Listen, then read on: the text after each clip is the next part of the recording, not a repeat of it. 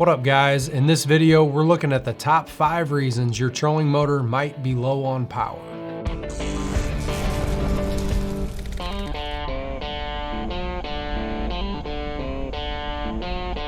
Starting us out at number 1 on the list, if your motor is low on power, start by checking your batteries with a voltmeter to ensure they have proper voltage. When checking with a voltmeter, each battery should have at least 12 volts.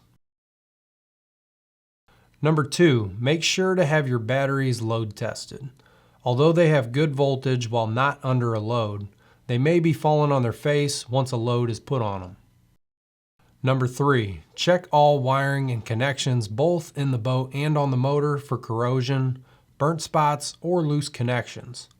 Any of these can cause enough voltage loss to make your motor have less power.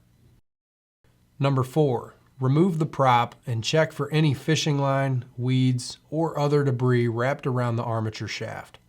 Any of these obstructions can cause the armature to not spin as fast, giving your motor less power. Number 5, if all of these check okay, it may be time to rebuild the lower unit. Over time, the brushes can wear down and the commutator can get dirty, causing a poor connection and loss of power. Replacing the brushes and cleaning up the armature commutator can help increase the power of your motor.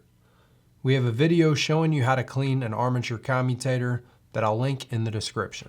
If you found this video helpful, make sure to give it a thumbs up, and as always, thanks for watching and keep trolling.